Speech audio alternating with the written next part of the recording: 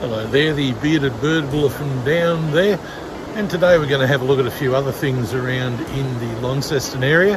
One of the picnic areas right behind me here at St Leonard's. Let's go and see what we can see.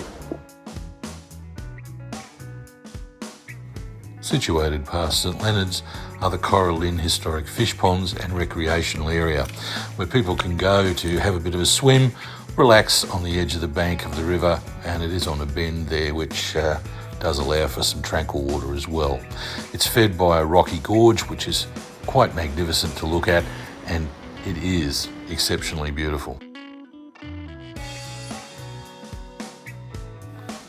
A little further back towards Launceston is the St Leonard's picnic area, an idyllic little spot with running water and the river itself. Great place for swimming, and there is a dog off leash park there if you wanted to let your dog off the leash and have a run. There's also the remains of the old road bridge that crossed the river right here. Back in Launceston itself is the Punchbowl Reserve at Punchbowl. Running water with a creek running through, a small waterfall, a pond.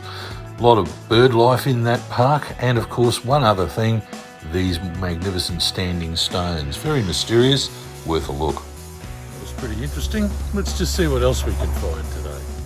An old beehive kiln in the middle of a paddock, an abandoned bluestone house.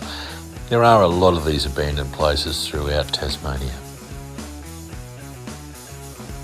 On the other side of Launceston we have the Carrick Mill antique shop, set in an old flour mill which was built in 1846 and operated for around 80 years until a flood washed the dam away that supplied it with water.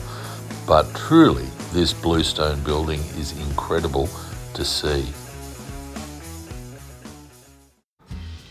Not far from Carrick is the little town of Hadspen, a very historic town with a very old church and some ancient graves.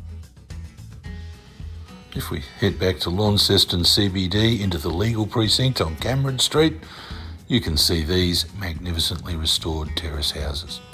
These date back a long way and have been largely restored to how they were back in the old days. A magnificent sight, well, with one exception.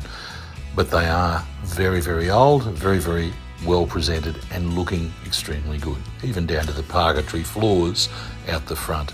One of the buildings even dates back to the very early time of convict settlement here. Well, there you have it, a little bit more to see and do in what we like to call the 2-hour circle. We look forward to seeing you next time. As always, if you like what you see, please hit the like button or subscribe.